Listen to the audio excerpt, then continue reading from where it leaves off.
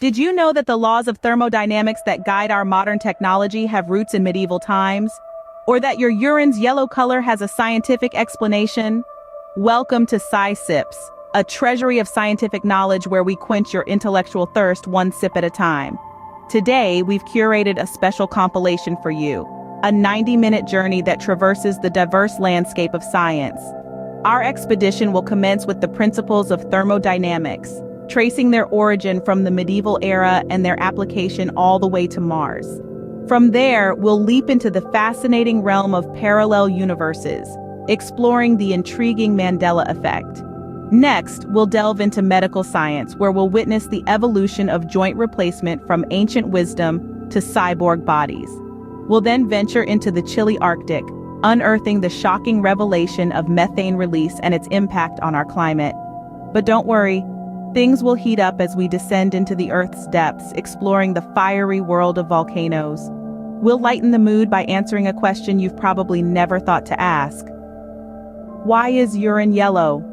And then we'll take a deep dive into economics, unveiling the science behind inflation. Our journey will continue through a scientific history of camera technology, a look at the cloud-forming rocks known as Feldspar, and a stunning symphony of science as we explore the Aurora Borealis.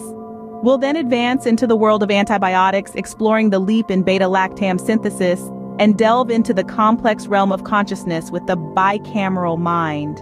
We'll examine the human impact on biodiversity, discover the unseen quartet of tetraneutrons, and tackle the invisible invaders known as microplastics. The penultimate topic on our journey is with sensory science's unsolved mystery. Why do we laugh when we're tickled? Finally, we'll explore the fascinating world of fractals and understand the science of infinite complexity and repeating patterns. So buckle up, because we're about to binge watch 17 of our most captivating videos, specially curated for your scientific pleasure.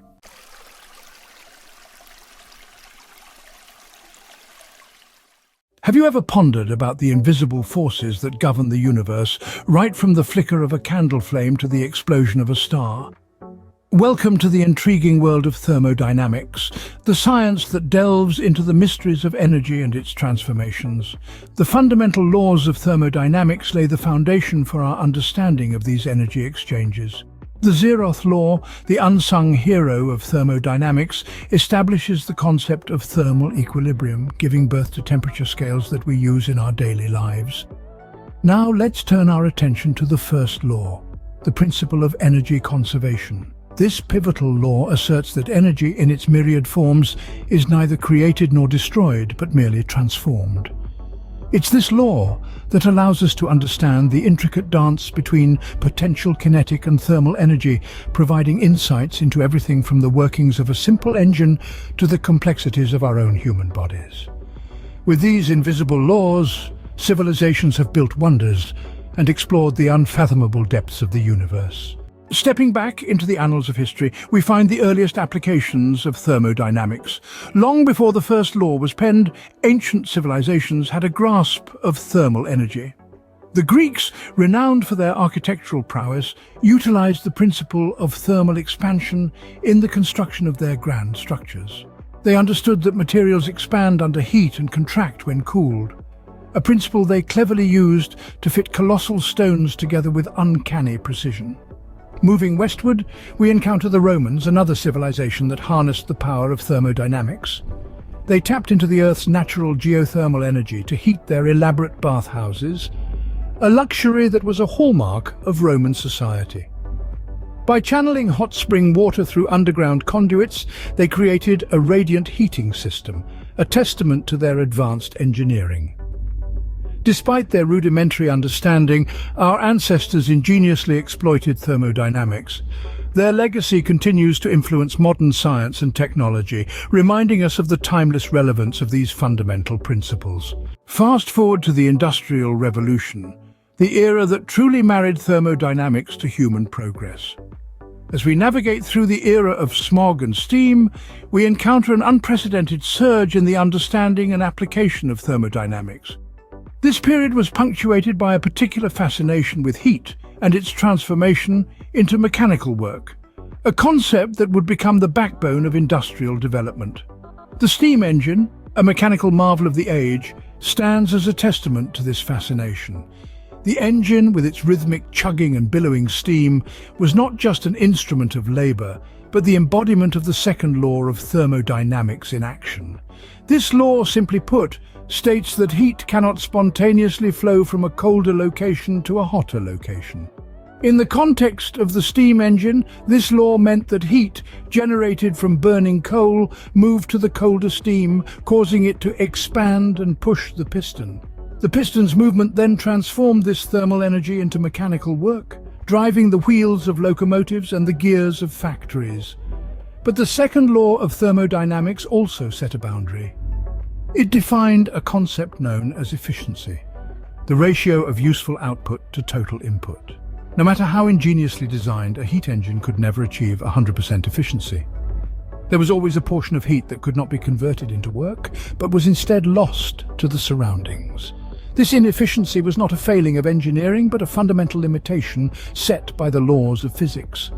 And yet, within these limitations, the Industrial Revolution thrived. The second law of thermodynamics did not stifle innovation, but rather inspired it. Engineers tirelessly sought ways to optimize engine designs, to extract the maximum work from each lump of coal.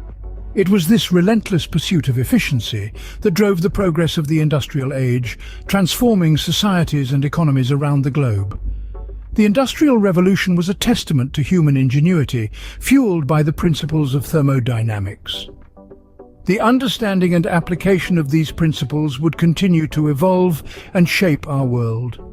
From the steam-filled factories of the past to the energy-efficient technologies of the present and the space-age innovations of the future.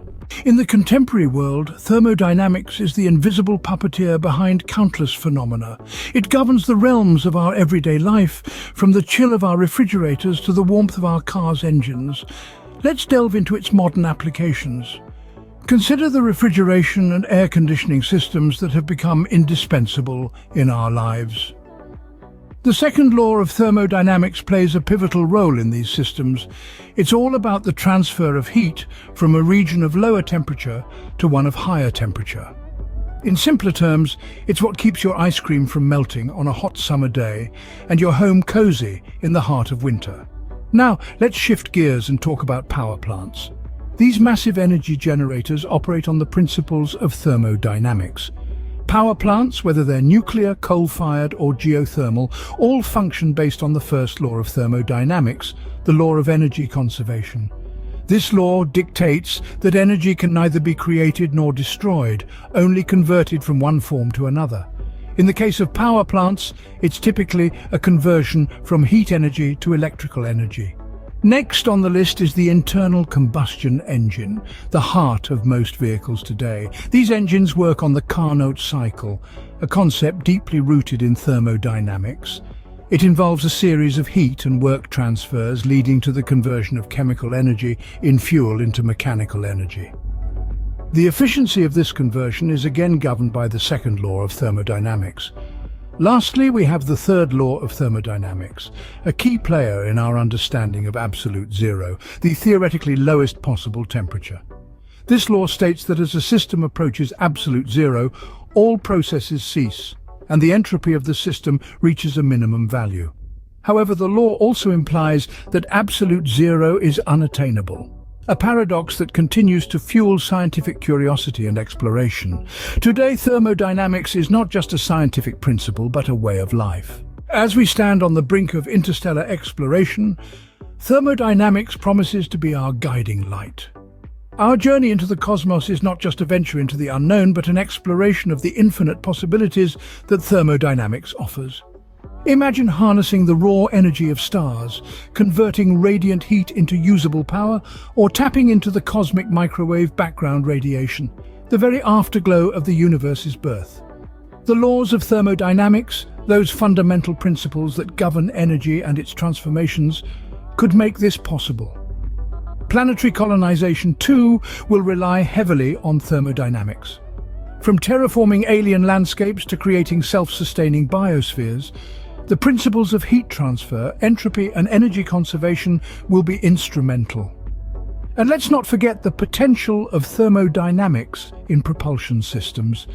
The understanding of energy transformations could lead to the development of engines that make interstellar travel a reality. As we venture into the cosmos, the laws of thermodynamics will continue to shape our destiny. Dear viewers, we hope you've enjoyed this journey through the fascinating world of thermodynamics, from ancient civilizations to the vast reaches of space. We've seen how this intricate science has shaped our past, is molding our present, and promises to guide our future. If you found this video informative and interesting, please do not forget to hit the like button. Your support helps us to continue producing enlightening content like this. And for those who haven't already, we encourage you to subscribe to our SciSips channel on YouTube. We have a plethora of videos that delve into various scientific concepts, unraveling the mysteries of the universe one sip at a time. As we wrap up our exploration of thermodynamics, we leave you with this thought. Science is not just about understanding the world around us, but also about using that understanding to shape our world for the better. So stay curious, keep learning, and until next time.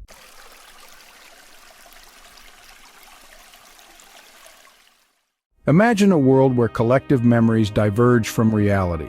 Welcome to the perplexing phenomenon of the Mandela Effect. This is a realm where shared false memories create an alternate history, a parallel reality that exists only in the minds of those who remember. The Mandela Effect is an enigma that has baffled researchers, scientists, and the general public alike. It's a phenomenon that stirs up controversy, disbelief, and fascination. But why is it called the Mandela Effect? The term was coined by paranormal researcher Fiona Broome, who found herself amongst a group of people who distinctly remembered South African President Nelson Mandela dying in prison during the 1980s. They recalled vivid details, news reports, even a televised funeral. Yet in our accepted reality, Nelson Mandela was released from prison in 1990 and went on to serve as the President of South Africa, passing away in 2013. This collective misremembering is the crux of the Mandela Effect, a term now used to categorize a wide array of shared false memories. It's the strange sensation of remembering something one way, only to discover the world remembers it differently. The Mandela Effect is not a simple case of forgetfulness or individual memory distortion. It's not about one person misremembering an event. It's about large groups of unrelated people collectively remembering history one way and then discovering it's not how the event unfolded. The Mandela Effect is a captivating conundrum. As we delve further, prepare to question your own memories. Before we move on, don't forget to like this video and subscribe. Let's shine a spotlight on some of these famous instances that have sparked global intrigue. Let's start with a film that has never existed. The 1990s, a time of colorful fashion and unforgettable films. Many recall watching a comedy called Shazam, starring comedian Sinbad as a jovial genie. They remember scenes, dialogues, even the movie cover. But here's the twist. The film doesn't exist. Sinbad never donned a genie costume for Shazam. In reality, the movie people are likely misremembering is Kazam, featuring Shaquille O'Neal as a rapping genie. Now let's move from the silver screen to the beloved board game, Monopoly. Picture the game's mascot, Rich Uncle Pennybags, in your mind. Perhaps you see him as a plump, top-hatted magnate, complete with a monocle. But brace yourself for a surprise. Uncle Pennybags has never had a monocle. This widespread misrecollection might be due to the conflation of Uncle Pennybags with another monocle-wearing character, Mr. Peanut, the mascot of Planters Peanuts. These aren't isolated incidents, but shared memories across large swaths of people, spanning different countries, cultures, and age groups. Do you remember the children's classic Curious George? Many of us distinctly remember the mischievous monkey swinging from tree to tree using his tail. But here's the twist. Curious George never had a tail. That's right, our collective memory is playing tricks on us again.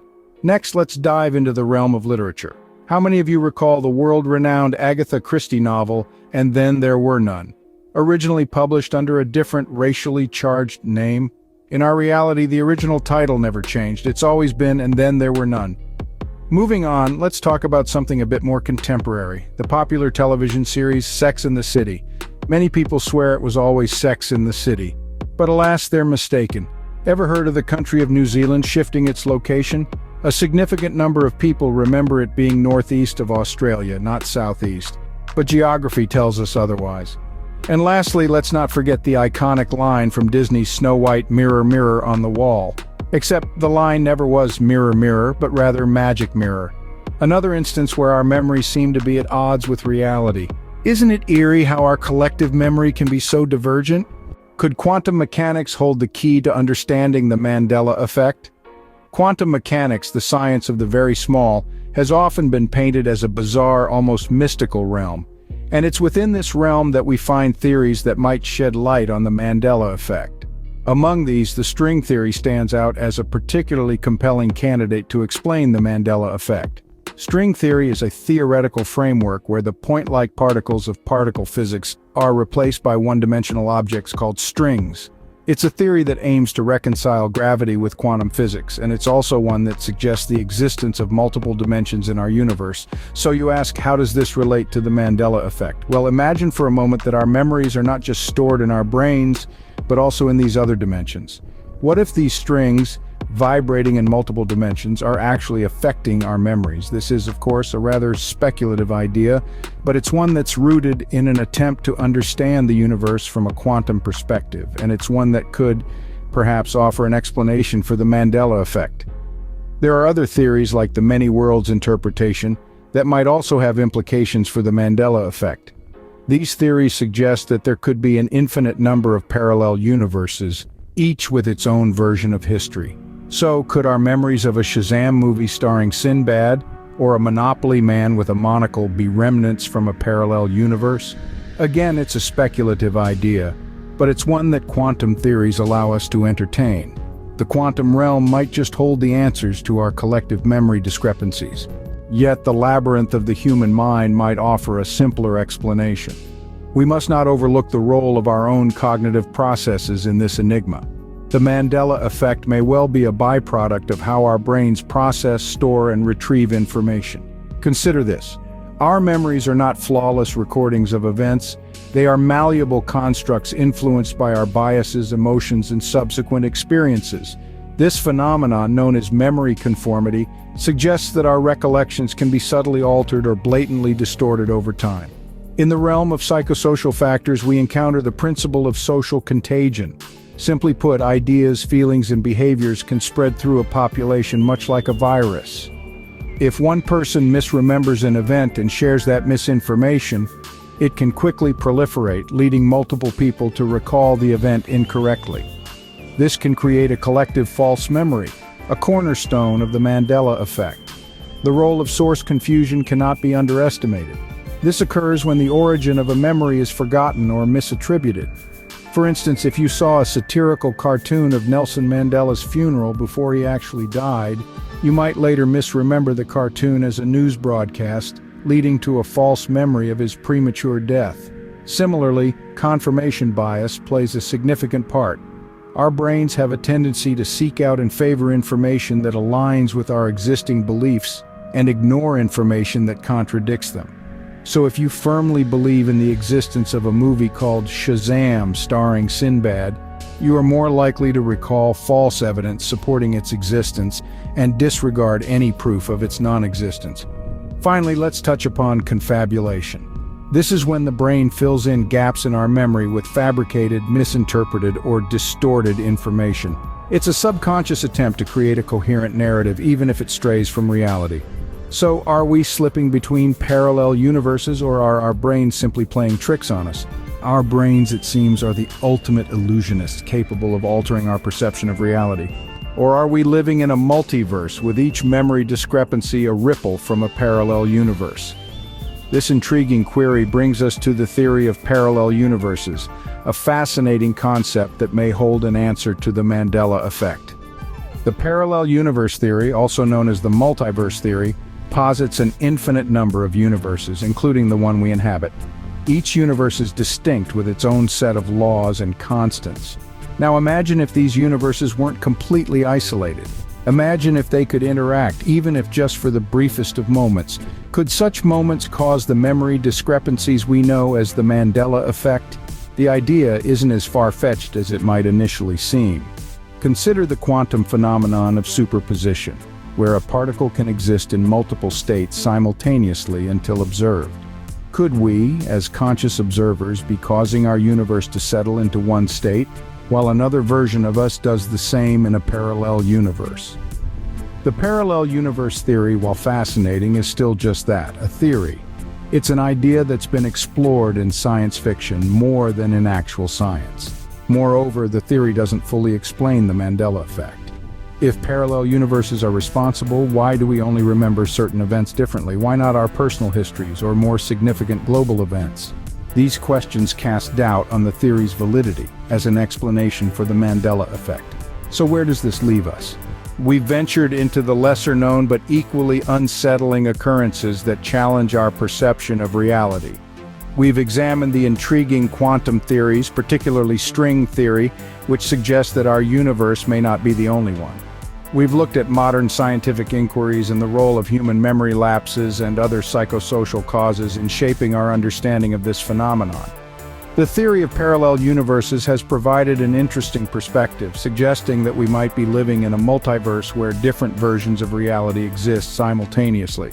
Yet despite our attempts to unravel this mystery, the enigma of the Mandela Effect remains. It continues to challenge our understanding of reality and memory, leaving us with more questions than answers. Are our memories reliable narrators of our past, or are they fallible storytellers subject to the whims of our minds and the universe? Don't forget to like this video and subscribe to SciSips on YouTube. As we continue our quest for understanding, remember this: reality, it seems, is not as straightforward as we might think.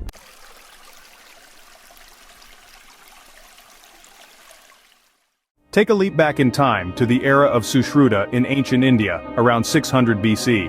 Our journey into the science of joint replacement begins with this remarkable individual, often hailed as the father of surgery. Sushruta was a pioneer in the medical field, laying the groundwork for what we now recognize as orthopedics.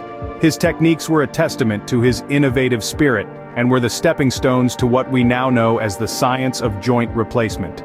Fast forward to the gruesome battlefields of the past centuries.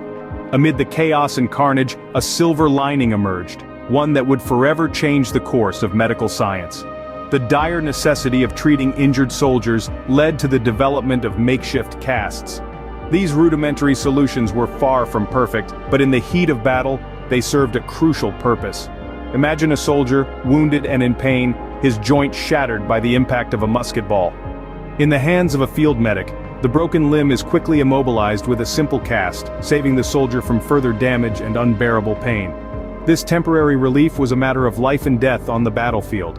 These battlefield innovations were more than just a stopgap, they were the stepping stones to something far greater.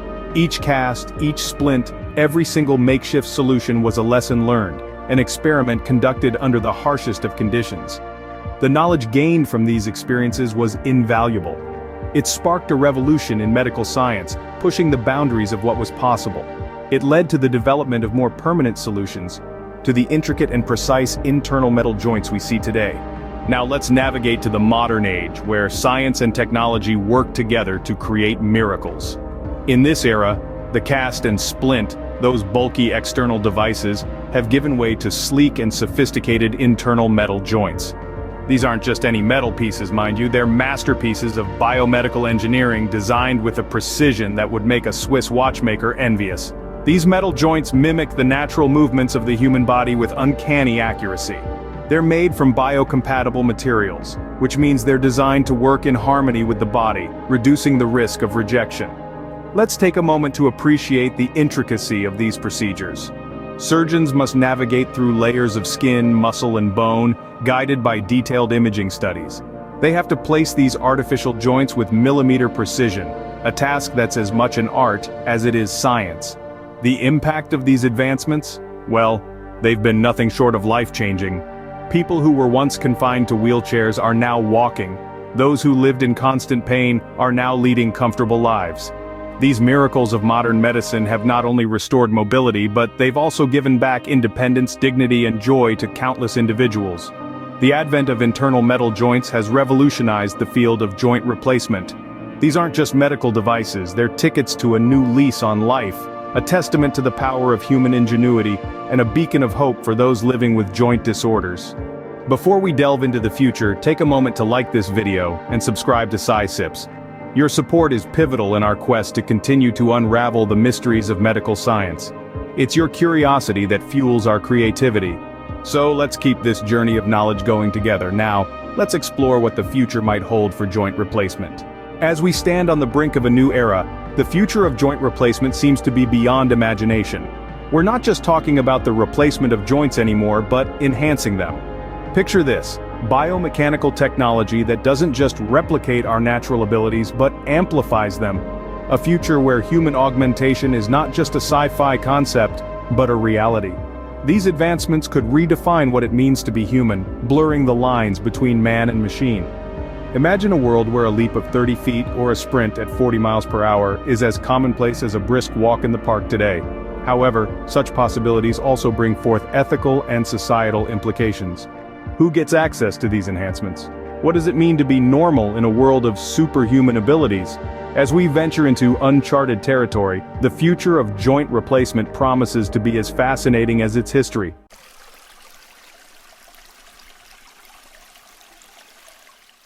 In the serene landscapes of Svalbard, Norway, researchers made an alarming discovery. As they drilled into the frosty terrain, they found substantial amounts of methane gas trapped in exploratory wells. This potent greenhouse gas, locked away for eons, was now seeping back into our atmosphere. Methane is no ordinary gas. It's a heat trapper 28 times more potent than carbon dioxide. It's responsible for roughly a quarter of the warming temperatures we are experiencing today. As the Arctic ice retreats, it exposes ancient groundwater springs, which in turn release this stored methane into the atmosphere. This methane, believed to be millions of years old, originates from shale rock reserves beneath the glaciers. The amount of methane being released is staggering. It's estimated that the springs in Svalbard alone could emit about 2,000 tons of methane per year. While this may seem a small fraction of global emissions, it's a significant problem if similar occurrences are happening across the broader Arctic region. But here's the kicker. This newfound source of methane hasn't been accounted for in our current climate models. This revelation adds another layer of complexity to our understanding of climate change and its potential impacts. The discovery of methane release is more than just a scientific anomaly. It's a stark reminder of the urgency of our situation. As the planet warms, we face the risk of releasing more of this ancient gas, exacerbating the very problem we are trying to solve. The situation demands immediate attention. It's crucial to reduce methane emissions to mitigate the impacts of climate change. Further research is needed to confirm the origin of the methane and understand the scale of the problem across the Arctic. In summary, the Arctic ice pack is undergoing profound changes. The discovery of methane release in Svalbard is an alarming sign of the potential threats lying dormant beneath the ice. If not addressed, this could significantly amplify the effects of climate change. The Arctic ice pack's story is not just about the fascinating science behind it. It's a tale of our planet's future. Remember, the ice speaks, and it's high time we listened. Don't forget to light that like button up and subscribe to Sci Sips.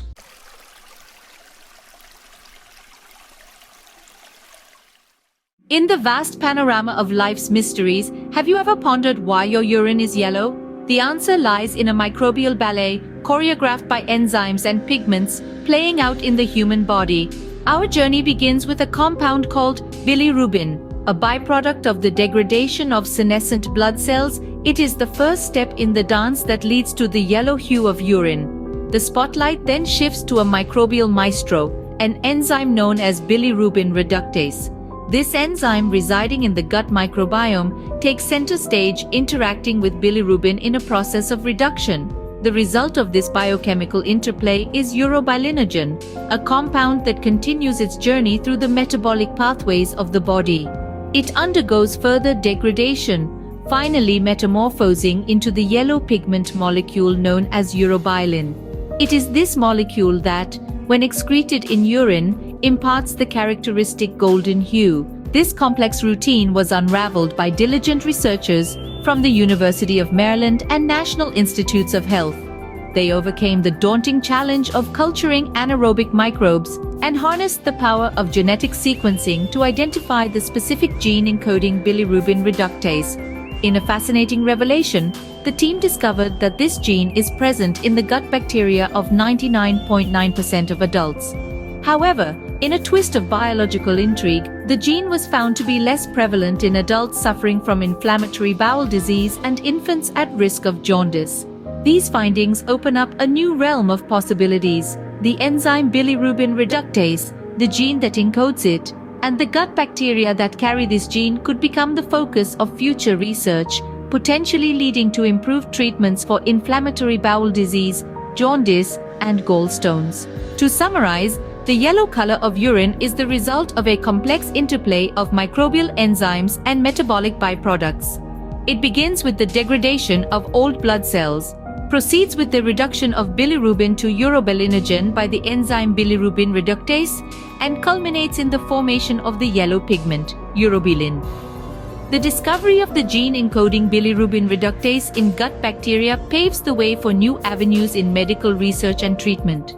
This discovery is a testament to the intricate and fascinating dance of life, playing out in the most unexpected of places.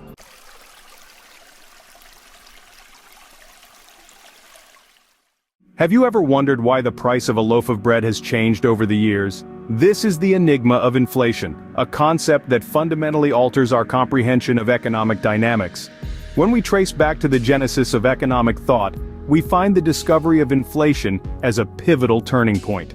Inflation, in essence, is the rate at which the general level of prices for goods and services is rising, and subsequently, purchasing power is falling. To dissect this enigma, economists employ mathematical tools. The Consumer Price Index, a statistical estimate constructed using the prices of a sample of representative items, serves as a measure of inflation. Meanwhile, the inflation rate, the percentage increase in the price level from one period to the next, provides a snapshot of the economy's health. These tools allow us to navigate the labyrinth of financial complexities, revealing the interplay between the value of money and the cost of living. Inflation, a seemingly invisible force, silently shapes our economy. Let's take a loaf of bread, a staple of many diets worldwide. In the early 20s, you could walk into a grocery store and pick up a loaf for a few cents. Fast forward the years, and that same loaf now costs us several dollars. That's inflation in action, the subtle but consistent increase in prices over time. But what does this mean for the everyday person? Well, inflation impacts your purchasing power. If your income doesn't keep up with inflation, then, over time, you'll find you can't buy as much with your money. It's like running on a treadmill that's slowly speeding up. You have to work harder and harder just to stay in the same place. This can lead to a decrease in the standard of living. As more of your income is spent on necessities, less is left over for everything else. It's a silent thief, stealing away your buying power bit by bit. However, not all product segments are affected equally by inflation. Some have managed to resist the inflationary tide. Think about technology. The price of a computer or a smartphone has remained relatively stable over the years, while their capabilities have skyrocketed. On the other hand, some segments have not been so lucky. Take housing and education, for instance. Their prices have ballooned over the years, far outpacing the general rate of inflation. This disparity between product segments can exacerbate economic inequality. Those who can afford to invest in technology and other inflation-resistant sectors can protect their wealth. Meanwhile, those who spend a larger portion of their income on inflation-prone necessities like housing and education find themselves falling further behind. Inflation does not exist in a vacuum. It is a global phenomenon, influenced by a myriad of factors. Picture this. Political instability breaks out in a major oil-producing country. This disrupts the supply chain, causing oil prices to surge. Higher oil prices mean higher production costs for companies, leading to increased prices for consumers. This, in essence, is inflation in action. Natural disasters, too, can trigger inflation. Imagine a severe drought in a country that is a key exporter of wheat. The scarcity of wheat drives up its price, making bread, pasta, and other wheat-based products more expensive. Again, this is inflation, born from the rhythm of the Earth's unpredictable climate. Pandemics, as we've recently experienced, can also play a part in this global dance. The sudden halt of production and disruption of supply chains can lead to a shortage of goods. This scarcity can drive up prices, causing inflation. Now let's consider the ebb and flow of the economy. During an economic boom, people have more money to spend. This increased demand can push prices higher, leading to inflation. Conversely, in a recession, demand falls as people tighten their belts. This can lead to lower prices and potentially deflation. Central banks around the world have a mandate to manage inflation. They use tools like interest rates and monetary policy to keep inflation dancing to a tune that won't upset the economic balance. Forecasting inflation is almost akin to predicting the weather, complex and ever-changing. As we delve into the intricate mechanisms of predicting inflation, it's essential to remember that this is not an exact science, but rather a game of probabilities and educated guesses. One of the most popular tools in the economist's arsenal is the Phillips curve. Named after the economist A.W. Phillips, this model illustrates an inverse relationship between unemployment and inflation. In simple terms, as unemployment decreases, inflation tends to rise. While the Phillips curve has seen its fair share of criticism, it continues to be a useful tool for policymakers, providing a framework for understanding the potential trade-offs between unemployment and inflation. Another key tool for predicting inflation is time series forecasting. This technique relies on historical data, using patterns and trends from the past to predict future inflation rates. From the autoregressive integrated moving average model to more complex machine learning algorithms, time series forecasting has evolved into a powerful tool in the hands of economists and data scientists. However, these models are not foolproof. They're based on the assumption that past patterns will continue into the future, an assumption that can sometimes lead us astray. Just as the weather can change in an instant, so too can economic conditions. Unexpected events, from political upheaval to global pandemics, can disrupt even the most carefully crafted forecasts. Yet, despite these challenges, these models serve a crucial role. They help economists and policymakers anticipate inflationary trends, allowing them to prepare for potential impacts on the economy. They guide decisions on interest rates, monetary policies, and fiscal strategies, helping to maintain economic stability in an uncertain world. As we navigate the tumultuous seas of the global economy, these models are our compass, guiding us towards a future where we can mitigate the effects of inflation and ensure economic prosperity for all. Predicting inflation is not about seeing the future, but understanding the patterns of the past and the present. As we continue to refine our models and hone our forecasting skills, we move closer to this understanding, one data point at a time. Thanks for watching. Don't forget to like this video and subscribe to SciSips.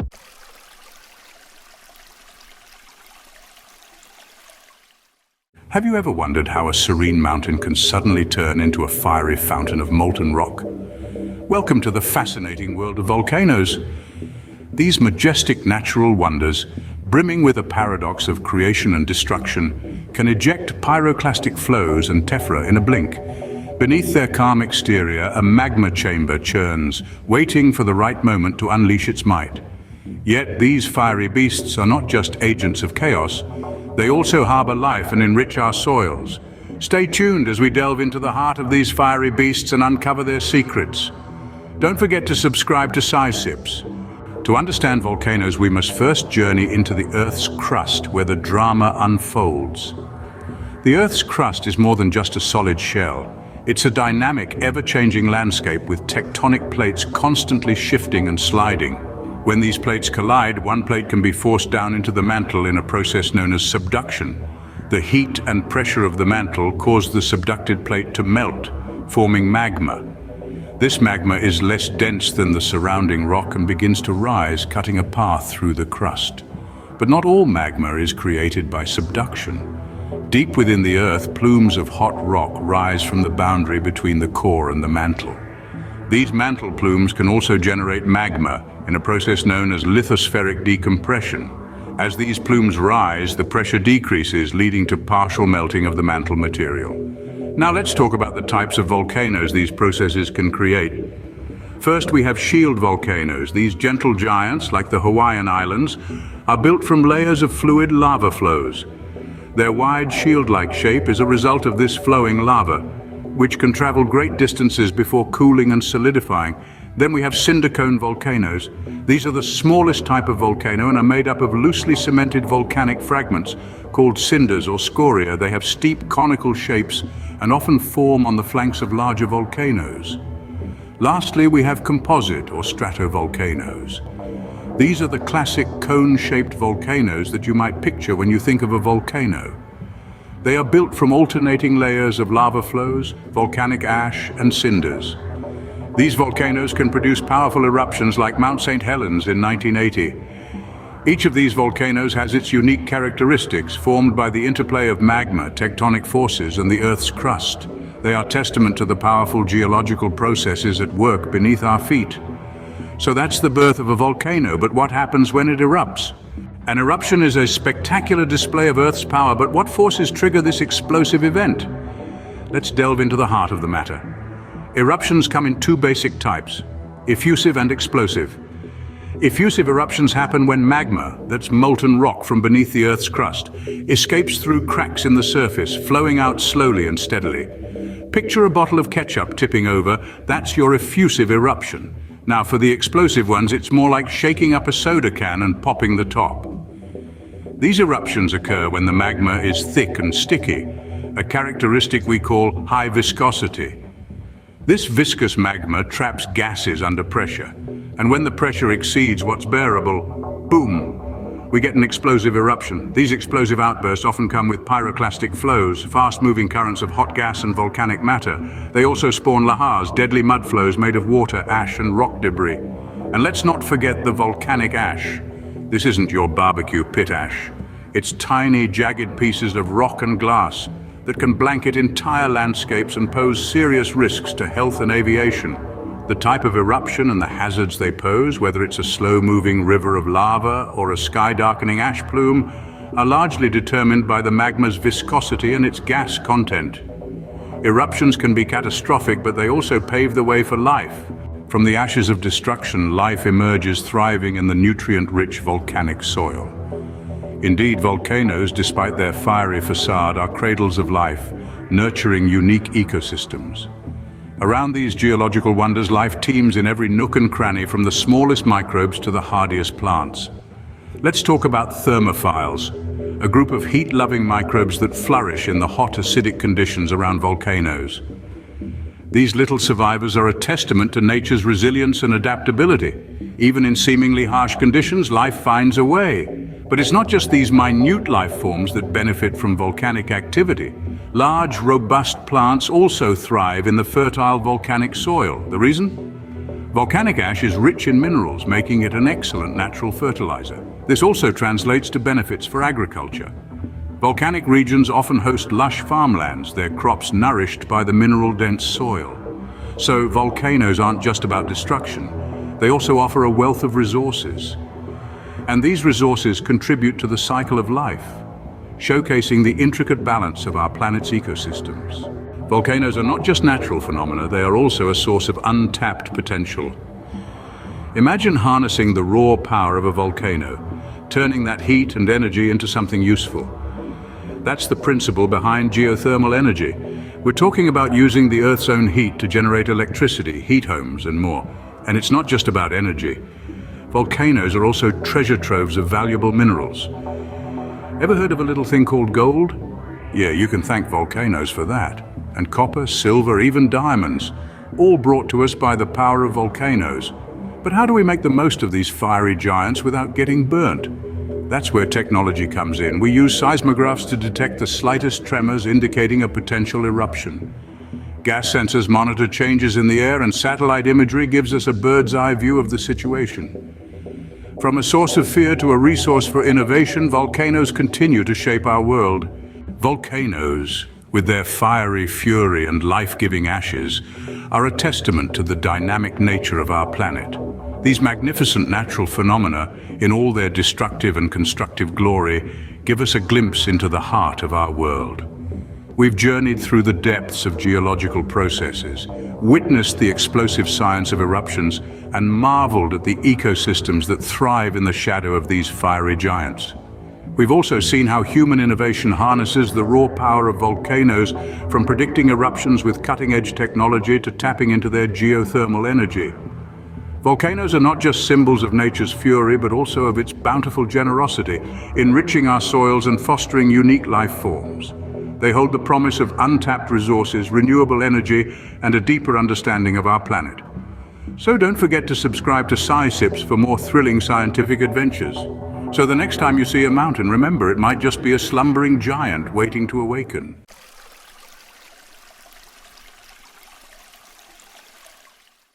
Have you ever wondered how the magical device that captures your precious moments came to be? Our journey begins with the camera obscura, a simple yet ingenious device dating back to the 11th century. This primitive prototype projected an image onto a surface, but lacked the means to make it permanent. Fast forward a few centuries to the early 1800s, when Louis Daguerre revolutionized the world of photography with the daguerreotype. This marvel used a silver-plated sheet and mercury vapor to produce a lasting image, marking the birth of modern photography. As the years rolled on, breakthroughs in film technology opened up new horizons. George Eastman's invention of roll film in the late 19th century, and his subsequent creation of the Kodak camera, brought photography to the masses. The camera evolved from a complex apparatus used by professionals into a user-friendly gadget anyone could operate. And thus the stage was set for the cameras we know and love today. As technology advanced, so did the camera. The evolution of the camera has been a fascinating journey, with each new innovation bringing its own unique features and advantages. The digital single-lens reflex camera, or DSLR, was a game-changer. It combined the mechanics of traditional film cameras with modern digital technology. The DSLR's unique design allows for a direct optical view through the lens, providing photographers with an accurate representation of the scene. Its interchangeable lenses and high image quality make it a favorite among professionals and enthusiasts alike. Just when we thought cameras had reached their peak, along came the mirrorless revolution. These cameras ditched the complex mirror system of the DSLR, instead using a digital display system. This not only made them lighter and more compact, but also allowed for faster shooting speeds. Additionally, the absence of a mirror meant that what you see on the screen is exactly what you get in your photograph, offering an intuitive and straightforward shooting experience. But the innovation didn't stop there. With the rise of drone technology, cameras took to the skies. Drones equipped with cameras opened up a whole new world of 360-degree photography. Imagine capturing a bird's-eye view of a sprawling cityscape or a panoramic shot of a breathtaking mountain range. The possibilities were limitless. In an interesting twist, the digital age also saw a resurgence of a relic from the past, the disposable camera. Despite living in a world of high-tech gadgets, many found charm in the simplicity and nostalgia of these single-use cameras. Their grainy, imperfect photos offered a refreshing break from the pixel-perfect images of digital cameras. So, from the intricate mechanics of the DSLR, to the simplicity of the disposable camera, to the high-flying adventures of drone cameras, the world of photography has been transformed by a plethora of exciting alternatives, each with its own unique features and advantages. These innovations have made photography more versatile and accessible than ever before. The camera, once a singular device, had now morphed into a myriad of fascinating alternatives. But how does a DSLR camera work? The answer lies in the science of light. You see, when you press the shutter button on a DSLR, that's digital single-lens reflex camera, a series of events unfold in a fraction of a second. First, the mirror flips up, clearing the path for light to travel through the lens.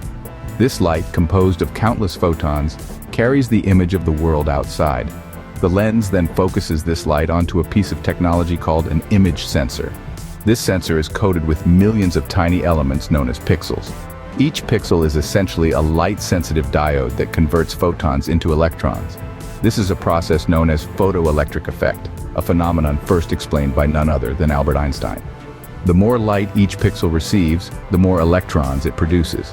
This results in varying electric charges across the sensor, creating a digital representation of the light patterns. This is your photograph, a map of light captured and frozen in time. But it doesn't end there. The digital image then undergoes post-processing within the camera itself. This is where color balance, contrast, and sharpness are fine-tuned to produce the final image that appears on your screen or viewfinder.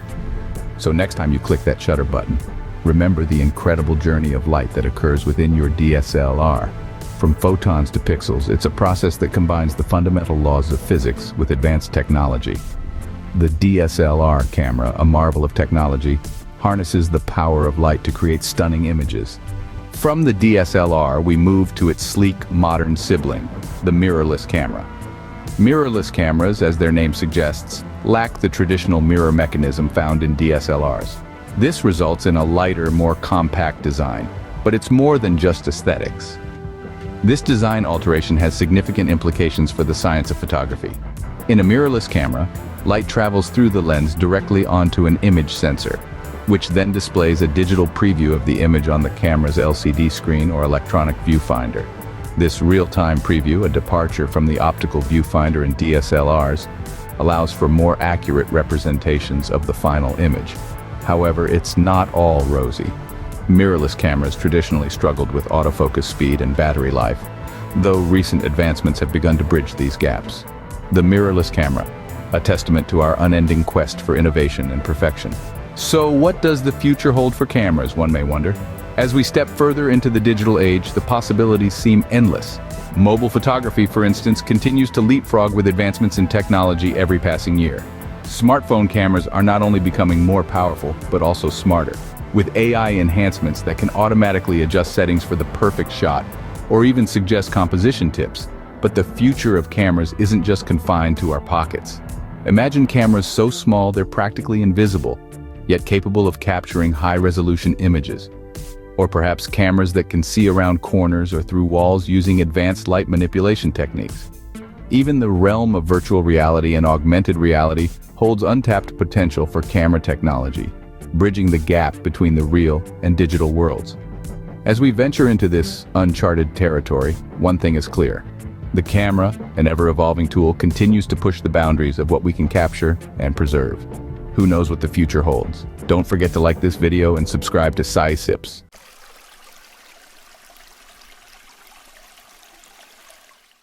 Ever pondered the role of rocks in cloud formation? The idea might seem as abstract as a Picasso painting, but it is indeed a fascinating reality. Today, we delve into the science behind this wonder, where our protagonist is a common rock mineral, feldspar. Feldspar, ladies and gentlemen, is a geological superstar, a veritable maestro conducting the symphony of cloud formation. But what is this symphony, you ask? Well, it's a finely tuned dance between the elements of the earth, a waltz led by the rhythm of nature itself. The Vienna University of Technology recently unveiled the secret behind this geological dance. They discovered that the surface of feldspar plays host to tiny pockets of water, scientifically known as inclusions. Imagine them as the hidden caves of a pirate's treasure chest, each holding a bounty of water vapor. When the rock splits, this vapor escapes and attaches back to the surface. Now here's where the magic happens. This attachment causes the water molecules to break apart, creating hydroxyl groups. Picture these hydroxyl groups as microscopic hooks, perfect for latching onto water molecules. This bond between water and feldspar is not just a fleeting romance, but a stable, long-term relationship. In the grand scheme of things, feldspar might seem like a small player, but it's a reminder that even the most common rock can have an extraordinary role in shaping our world.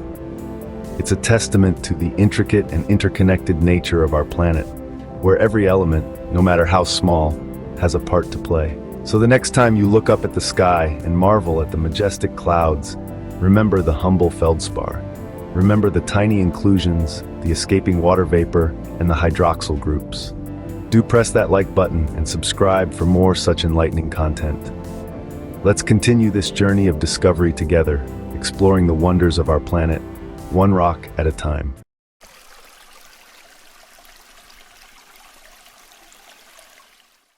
Imagine a celestial ballet painting the sky with hues of green, pink and violet. This is the enigma we know as the Northern Lights, a spectacle that has captured the human imagination for centuries. It is a dance of light, a mysterious painting that adorns the night sky. Its name, Aurora Borealis, is a tribute to the mythologies of old, a nod to Aurora, the Roman goddess of dawn, and Boreas, the Greek name for the north wind. It's as if these ancient civilizations knew somehow that this phenomenon was a dance between the elements of earth and space. At the heart of this dance are solar winds, charged particles that journey from the sun to our planet. The Northern Lights, a phenomenon not of divine orchestration, but a cosmic symphony of science. But what causes this ethereal spectacle? Don't forget to subscribe to SciSips. The phenomenon is born from the sun, which in its constant state of nuclear fusion ejects streams of charged particles known as solar winds. These winds embark on a cosmic journey, hurtling through space at staggering speeds. Eventually, some of these particles, carried by the solar winds, reach the Earth. Upon reaching our planet, they meet Earth's magnetic field, an invisible shield that protects us from the sun's relentless barrage. This encounter takes place primarily around the polar regions, where the magnetic field is the strongest. As the charged particles from the sun interact with the Earth's magnetosphere, they excite the atoms and molecules in our atmosphere, particularly in the ionosphere. This excitation causes these atoms and molecules to emit light, creating the awe-inspiring spectacle we know as the Northern Lights. The varying colors of the lights, they're a result of different gases in the Earth's atmosphere.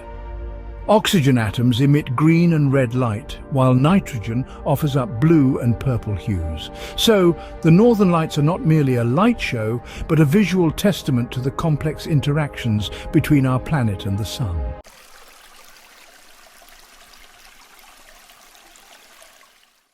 Have you ever pondered the intricacy of antibiotic synthesis? The tiny complex structures of beta-lactam antibiotics have long posed significant challenges to their synthesis.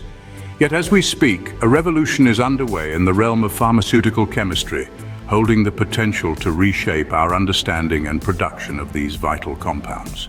This revolution originates from the laboratories of Osaka University, where researchers have unveiled a simplified method for synthesizing beta-lactam antibiotics.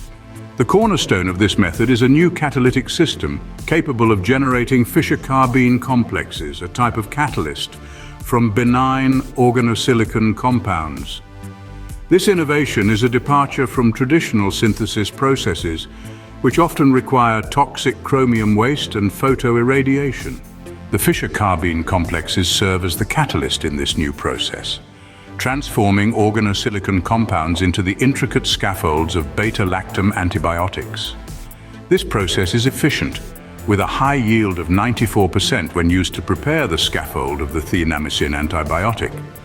Furthermore, this method requires only a minuscule quantity of catalyst, making it an economical choice for large-scale production. The implications of this breakthrough extend far beyond the synthesis of beta-lactam antibiotics. This method opens up new possibilities for further chemical transformations, potentially leading to the discovery of novel antimicrobial compounds. Moreover, it paves the way for more sustainable chemistry as it eliminates the need for toxic catalysts and photoirradiation, thus reducing the environmental impact of antibiotic production. In conclusion, this breakthrough from Osaka University is a significant stride towards simplifying the synthesis of beta-lactam antibiotics. By leveraging the properties of Fischer-carbene complexes and organosilicon compounds, these researchers have developed a method that is not only efficient and economical, but also environmentally friendly. This method holds immense potential, promising to advance pharmaceutical chemistry, enhance the sustainability of antibiotic production, and catalyze the discovery of new antimicrobial compounds. As we delve deeper into this fascinating realm of chemistry, one can only wonder at the possibilities that lie ahead. Don't forget to like this video and subscribe to SciSips.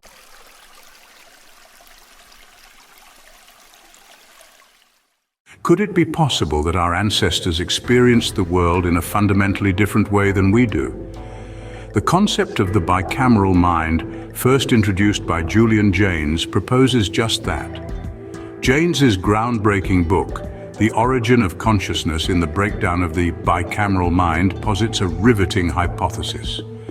He suggests that early humans possessed a non-conscious mentality, a bicameral mind, where cognitive functions were divided between two parts of the brain.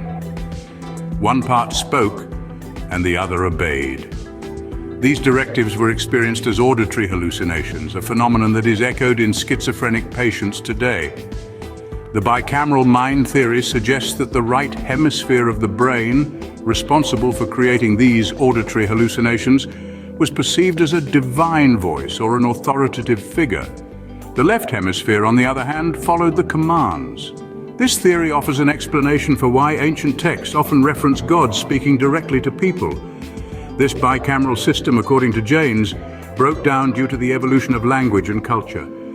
He argued that the advent of metaphorical language led to introspection, which in turn gave rise to consciousness as we understand it today. The transition from a bicameral mind to a conscious one was not immediate but occurred gradually over thousands of years. James's theory, though not without its critics, provides a fascinating perspective on the origins of consciousness, language, and culture. It challenges our understanding of the mind and consciousness, pushing us to consider the possibility that our ancestors' perception of reality was vastly different from ours. To summarize, the concept of the bicameral mind, as proposed by Julian Jaynes, suggests that early humans had a non-conscious mentality where one part of the brain spoke and the other obeyed.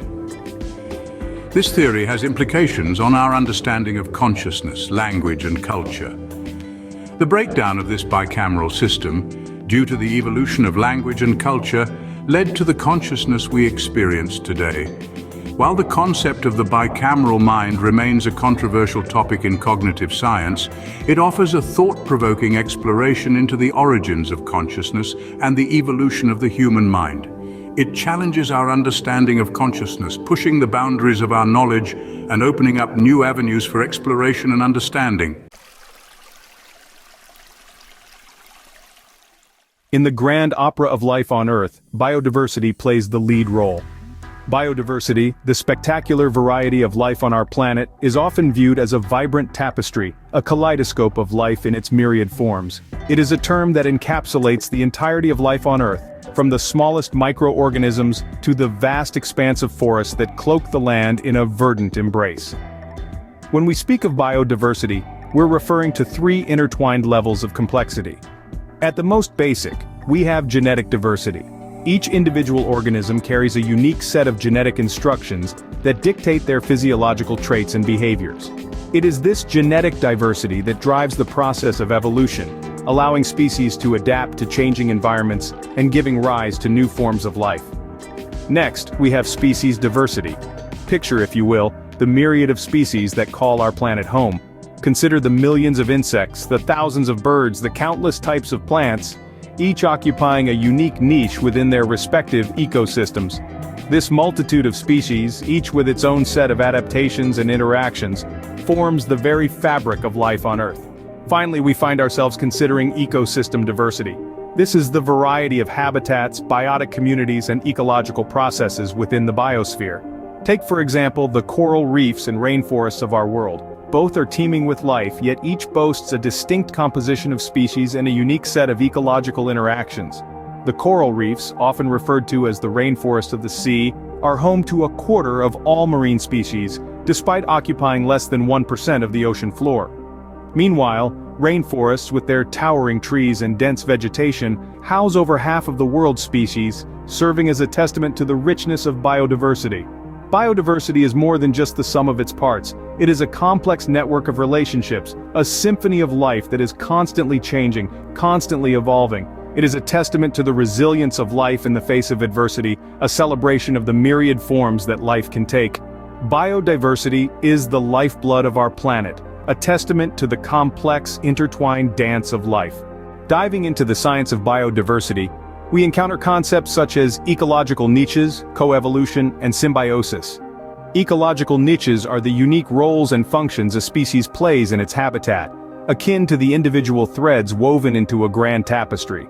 It is the intricate interplay of these niches that creates the rich diversity we observe. Coevolution, on the other hand, is the reciprocal evolutionary change in interacting species. Picture a bee and a flower. Over time, the flower evolves to produce nectar that attracts the bee, while the bee evolves to efficiently extract that nectar, inadvertently pollinating the flower in the process. It's a dance of adaptation where each partner shapes the other, an exquisite ballet of survival over countless generations. Then we have symbiosis, the intimate and enduring relationship between different species. This is not merely coexistence, but a deep bond where each species relies on the other for survival. The clownfish and the sea anemone provide a classic example. The clownfish gains protection from predators within the anemone's stinging tentacles, while the anemone benefits from the clownfish's leftovers. Biodiversity is also crucial for ecosystem resilience and stability. Diverse ecosystems are more robust, better able to withstand disturbances. Keystone species, those that have a disproportionately large effect on their environment, play a pivotal role. Remove a keystone species and the ecosystem may unravel, like a tapestry missing a vital thread. Biodiversity also fuels ecosystem services such as pollination, decomposition, and climate regulation. These services, often taken for granted, are the result of countless biotic interactions happening at various trophic levels. For instance, decomposers break down dead organic matter, recycling nutrients and maintaining soil fertility. Pollinators facilitate the reproduction of flowering plants, ensuring the production of fruits and seeds. In essence, biodiversity is the engine that drives Earth's ecosystems, a symphony of life in harmony. It is not simply the number of different species, but the dynamic web of life, with each species playing its unique part in the grand orchestra of nature. Yet this vibrant tapestry of life is under threat, unraveled by the actions of one species, Homo sapiens. Our footprint on this planet is heavy, and the effects of our presence are far-reaching, leaving an indelible mark on the world's biodiversity. Our most obvious impact comes in the form of habitat destruction. As we expand our cities, clear forests for agriculture, and mine the earth for resources, we are effectively evicting countless species from their homes. These displaced species often struggle to adapt to new environments, leading to a dangerous decline in their numbers. Our activities also contribute significantly to pollution. Chemicals released into the air, water, and soil can have devastating effects on local ecosystems. From the acidification of oceans to the poisoning of freshwater sources, pollution disrupts the delicate balance of life, often with fatal consequences for flora and fauna. Overexploitation, another human-caused menace, leads to the rapid depletion of many species. Whether it's overfishing in the oceans, overhunting in the forests, or overharvesting in the fields, our insatiable demand for resources drives many species towards the brink of extinction. Moreover, our contributions to climate change are forcing many species to grapple with rapidly changing environments. Changes in temperature, precipitation patterns, and sea levels can radically alter habitats, pushing species out of their comfort zones and often into extinction. These anthropogenic impacts have created a plethora of biodiversity hotspots, areas that are both incredibly rich in endemic species and severely threatened by human activities. These hotspots are like canaries in the coal mine, their plight a stark reminder of the damage we're inflicting on our planet's biodiversity. The cumulative effect of these human activities is a dangerous spiral known as the extinction vortex. As species disappear, genetic diversity is lost, disrupting ecosystem functions and services. This, in turn, makes ecosystems more vulnerable to further disturbances, creating a vicious cycle of biodiversity loss. Our actions are rewriting the symphony of life, introducing discordant notes into the harmony of biodiversity. The future of biodiversity hangs in the balance, teetering on the edge of a precipice.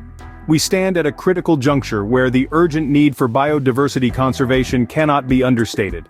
Conservation biology, a discipline that marries science and action, serves as a beacon of hope. It emphasizes sustainable practices and policies, striving to preserve the beautiful tapestry of life on our planet. Ecological corridors or green bridges facilitate the movement of species, enhancing gene flow and reducing extinction rates.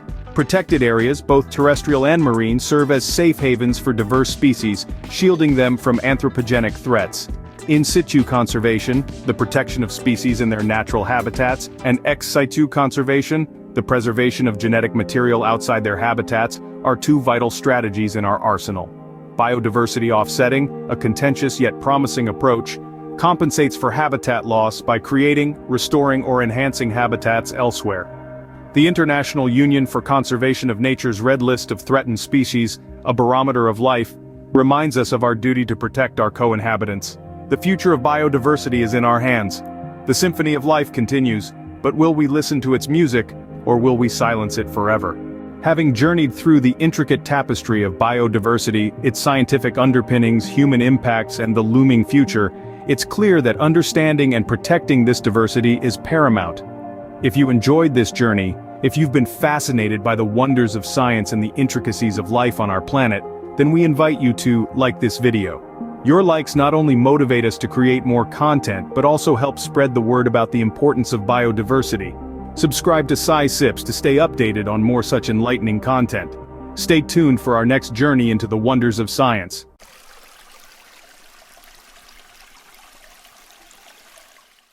What if everything we know about nuclear forces is wrong? What if there exists a cluster of 4 neutrons, a tetraneutron? Welcome to the edge of what we understand about the building blocks of the universe. Here we encounter the hypothetical tetraneutron, a proposed stable cluster of 4 neutrons. According to our current understanding of nuclear forces, this kind of particle shouldn't exist. However, it's not that simple. Empirical evidence suggests that our models might not have the full story. The tetraneutron is an enigma, a potential key to unlocking deeper knowledge of nuclear forces. It's a particle that, if it exists, could shake the very foundations of nuclear physics. In 2001, an experiment hinted at the existence of this elusive particle. Scientists fired beryllium-14 nuclei at a carbon target and detected something unexpected: a cluster of multiple neutrons. This experiment laid the groundwork for a scientific controversy that continues to this day. This occurrence was a head-scratcher, as it suggested the possible existence of a tetraneutron, a hypothetical stable cluster of 4 neutrons. Now, this is where things really get interesting. The detection mechanism used in the experiment sparked a debate in the scientific community. The technique employed was built on the premise of observing a multi-neutron cluster, which in itself was an uncharted territory. This raised questions about the validity of the findings. Could it be that the scientists had indeed stumbled upon a tetraneutron, or was it a ghost in the data? Subsequent attempts to reproduce the observations proved to be a tough nut to crack. The same results were not replicated, adding fuel to the fire of skepticism. This inconsistency left the scientific community in a state of flux, with the existence of the tetraneutron hanging in the balance. This experiment opened up a Pandora's box of questions and doubts, challenging our understanding of nuclear forces. Fast forward to 2016, and the tetraneutron is back in the spotlight. This time in a reaction involving neutron-rich helium-8 nuclei and a helium-4 target. In this experiment, scientists observed evidence of the tetraneutron as a resonance, a brief state of existence before a particle decays into other particles. This 4-neutron nucleus was found to last for about 1/60th of a second before it decayed into other particles. This may seem like an incredibly short period of time, but in the realm of quantum physics, it's quite significant. It suggests that these 4 neutrons were able to bind together, if only for a moment, to form a tetraneutron. These observations are consistent with the existence of short-lived 4-neutron states with some degree of binding. While previous attempts to replicate the detection of a tetraneutron have failed, this experiment provided a different approach. Instead of trying to find a stable tetraneutron, scientists were looking for a resonance, a brief state where the 4 neutrons were bound together. This shift in focus has provided a new perspective in the search for the tetraneutron. The journey to discover the tetraneutron is far from over. The implications of its existence could be far-reaching. If the existence of stable tetraneutrons is confirmed, it would reshape our understanding of nuclear forces. Current nuclear models would require significant adjustments, challenging the status quo in nuclear physics. Imagine the existence of a stable cluster of 4 neutrons. It's almost like finding an entirely new element, one that doesn't adhere to the rules we've established. It would be a game changer, a revolutionary discovery that could redefine our understanding of the nucleus. Moreover, if the tetraneutron exists, neutron star crusts could exhibit observable consequences. This could unlock new insights into these enigmatic celestial bodies, potentially leading to groundbreaking revelations in astrophysics. The possibility of the tetraneutron's existence is a testament to the ever-evolving nature of scientific understanding. It's a reminder of how much we still have to learn, how many mysteries are yet to be unraveled. Whether the tetraneutron exists or not, the quest for its discovery is pushing the boundaries of our understanding, making us question and rethink everything we know about nuclear forces. Don't forget to like this video and subscribe to our channel Sci-Sips.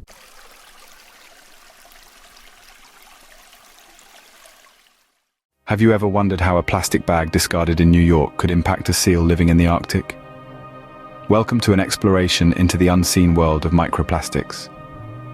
Microplastics, fragments of plastic less than 5 millimeters in length, are omnipresent in our environment, from the deepest oceans to the highest mountains.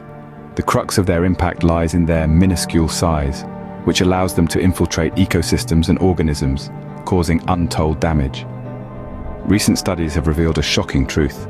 These tiny particles have the power to travel thousands of miles, reaching remote regions such as the Arctic glaciers and even the stratosphere. How, you may ask? The secret lies in their shape.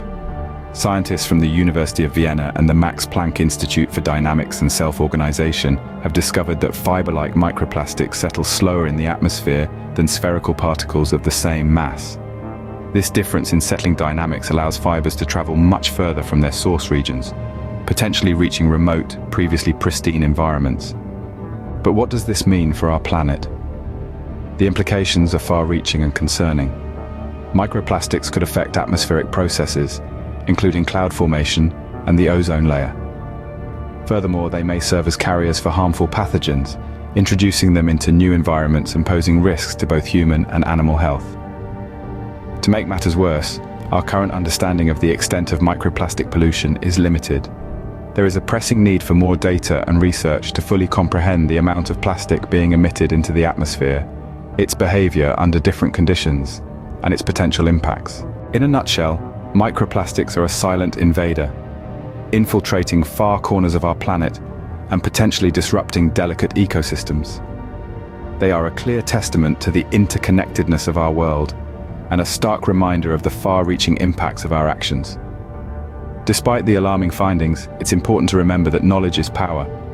By understanding the behavior and impacts of microplastics, we can develop strategies to mitigate their effects and protect our planet for future generations. So, next time you consider discarding that plastic bag, remember, it may end up somewhere you'd least expect, with consequences you'd never imagine. It's time to rethink our relationship with plastic, for the sake of our world and the myriad of life it supports. Thank you for joining us on this journey into the unseen world of microplastics. Do like this video and subscribe to SciSips.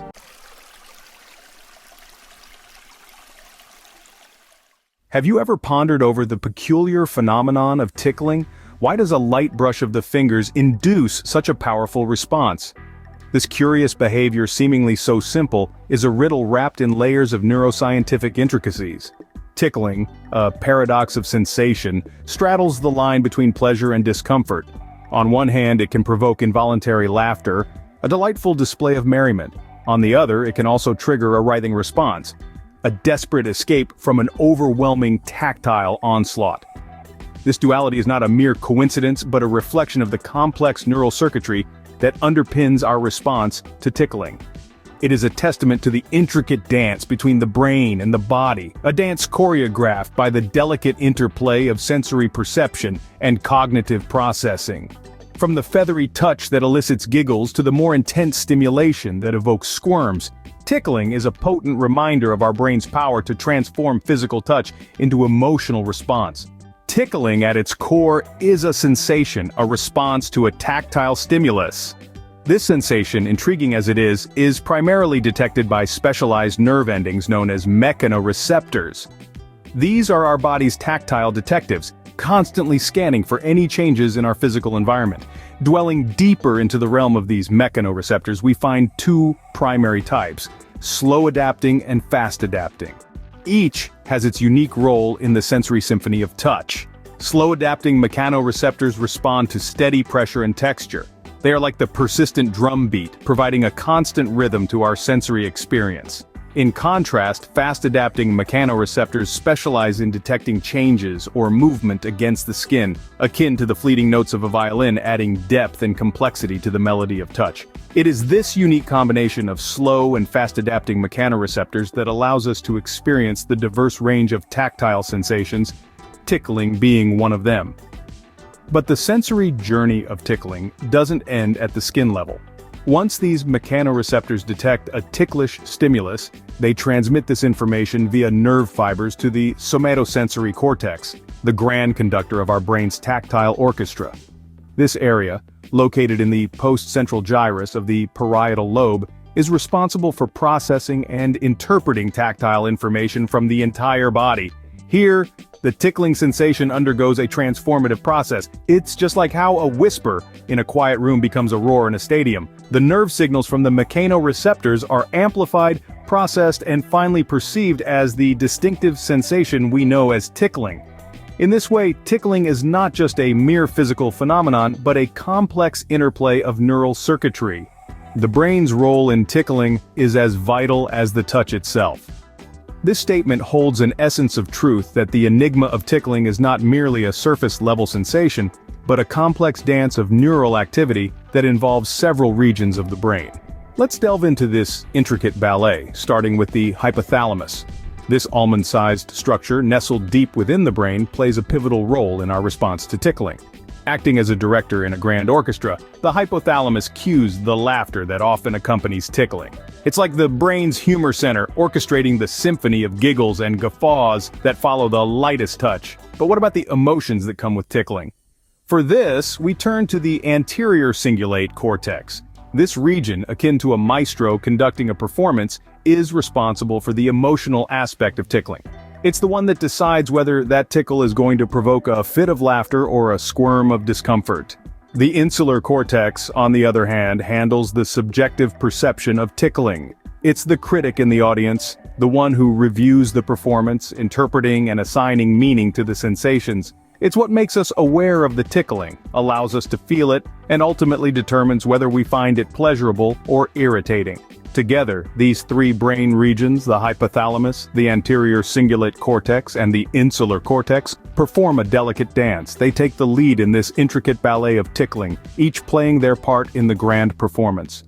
It's a dance of neurons and synapses, of emotions and sensations, of laughter and discomfort. Tickling provokes laughter, but it also serves a deeper purpose, a social one. Now let's delve into the social bonding theory of tickling. This fascinating proposition suggests that tickling serves as a form of communication and bonding, especially between parents and children. You see, when we engage in tickling, we're not just triggering a physical response, we're also tapping into a complex neurochemical ballet, one in which the hormone oxytocin plays a leading role. Oxytocin, often dubbed the love hormone, is released during moments of social bonding. This potent neurochemical facilitates trust, empathy, and connection, thereby deepening the emotional resonance of these shared experiences. In the context of tickling, oxytocin acts as a biochemical sealant that reinforces the social bonds formed during this playful interaction. It's a silent partner in this dance of connection, working behind the scenes to foster relationships and create lasting bonds. But the social implications of tickling extend beyond the familial sphere. It's a tool of camaraderie, a conduit for connection, and a catalyst for shared laughter. So you see, tickling is more than just a sensory response. It's a social instrument, a silent language of bonding and affection. The tickling response is not uniform, varying widely among individuals. Indeed, this is a fascinating interplay of genetics, early experiences, and sensory processing. First, let's dive into the realm of genetics. Preliminary research suggests a hereditary component in our response to tickling. A study observing identical and fraternal twins found a significant concordance in ticklishness among monozygotic twins, implying a genetic contribution to this enigmatic sensation. As we map our genomic landscape, we may yet pinpoint the genes responsible for our differential sensitivity to tickling. Next, we navigate the labyrinth of early experiences. Neuroscience has long recognized that experiences in our formative years can shape our neural architecture. The exposure to touch and tickling in early childhood, for instance, can influence our tactile sensitivity. A child who has positive experiences with tickling may grow into an adult who relishes the sensation, while a negative association might lead to an aversion or heightened sensitivity. Lastly, we must consider the role of sensory processing differences. Imagine the world as a symphony of stimuli. For most, this symphony is harmonious, with each sensory input contributing to a balanced perception of reality. However, for individuals with conditions like autism spectrum disorder, the symphony can be discordant, with certain inputs amplified or muted. These individuals often exhibit altered responses to sensory stimuli, including tickling. To illustrate, consider the tactile defensiveness observed in some individuals on the autism spectrum. Touch, including tickling, can be overwhelming, leading to a heightened or adverse response. Conversely, hyposensitivity or decreased sensitivity to stimuli may result in a diminished response to tickling. Despite our understanding, the exact mechanisms of tickling remain shrouded in mystery. This seemingly frivolous act is a labyrinth of complexities that we have yet to fully unravel. One of the most baffling aspects is the inability to tickle oneself. The cerebellum, an area of the brain involved in motor control, seems to anticipate self-tickling, negating the surprise element essential to the tickle response. Furthermore, the variability of ticklishness among individuals remains an enigma. Is it merely a difference in sensory processing, or does it root deeper, entwining itself with our early experiences, genetic makeup, or even our psychological state? The intricate dance between touch, brain circuitry, and laughter, all wrapped up in the enigma of tickling, is a testament to the vast complexity of the human sensory experience. If you were tickled by and enjoyed this video, do like it and subscribe to the SciSips channel on YouTube.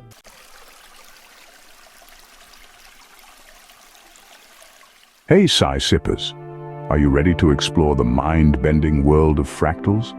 These infinitely complex shapes are everywhere in nature, from the branching patterns of ferns to the jagged coastlines of mountains.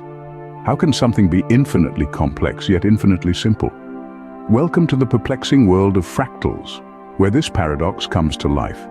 Fractals are mathematical constructs that are infinitely intricate, full of twists and turns that seem to go on forever. Yet they are built from the simplest of equations.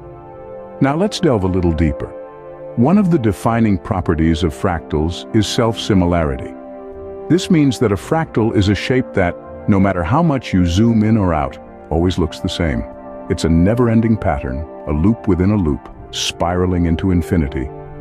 And it's this self-similarity that gives rise to the infinite complexity of fractals. So, here we have it, a paradox of sorts. Fractals, born from simplicity yet infinitely complex, are a testament to the mysterious and beautiful world of mathematics. They are a paradoxical blend of simplicity and complexity, infinite mathematical mysteries waiting to be explored.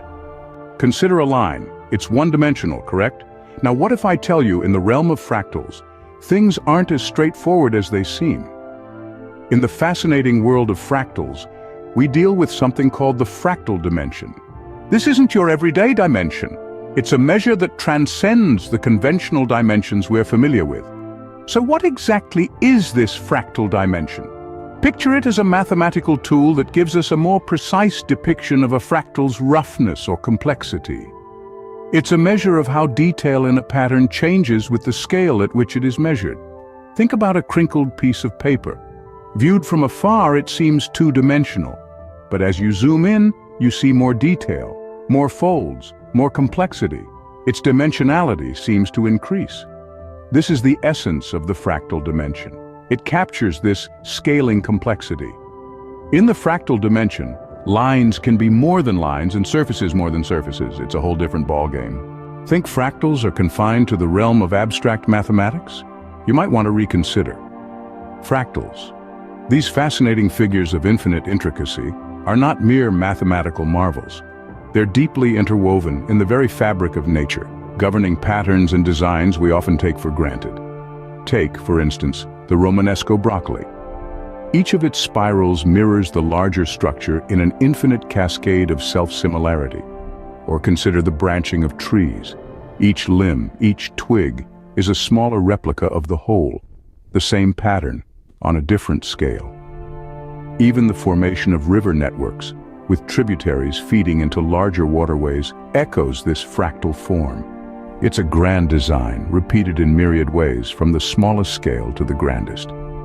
These examples are but the tip of the iceberg. From the arrangement of leaves on a stem to the spiraling arms of galaxies, fractals are more than abstract mathematical constructs. They're the building blocks of reality.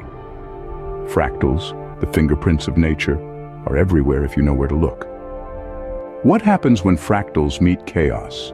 A beautiful symphony of unpredictable patterns. When we delve into the realms of chaos theory, fractals emerge as a visual representation of these complex systems. They allow us to visualize and make sense of the seemingly erratic behavior of chaotic systems. Picture it as a captivating dance between order and disorder, where intricate patterns emerge from a whirlwind of randomness. In the world of chaos theory, the initial conditions of a system can greatly influence its future behavior, a concept known as sensitivity to initial conditions. Now, how do fractals fit into this? Well, fractals serve as the graphical representation of this sensitive dependence. They provide a means to visualize how minute changes can lead to significant variations, illuminating the beauty of unpredictability within chaos. Fractals and chaos, a match made in mathematical heaven, provide a lens to view the unpredictable in a new light. Intrigued by the infinite world of fractals, The journey has just begun. As we've delved into today, fractals are not merely mathematical curiosities, but a fundamental aspect of our universe. We've explored the enigma of infinity, the fractal dimension, the prevalence of fractals in nature, and their intriguing relationship with chaos theory. Each fractal, be it in a snowflake's intricate design or the branching pattern of a tree, is a testament to the beauty of complexity arising from simple rules. The fractal dimension, a concept so counterintuitive yet so profound, bridges the gap between dimensions, challenging our perception of space. Fractals and chaos theory, two seemingly disparate fields, intersect in a fascinating dance of order and disorder. As we've discovered, chaos isn't merely randomness, but a complex system governed by deterministic laws, often resulting in fractal patterns. Venture into the infinite world of fractals, where complexity meets simplicity. Remember to like this video and subscribe to SciSips for more deep dives into the enigmatic realms of science.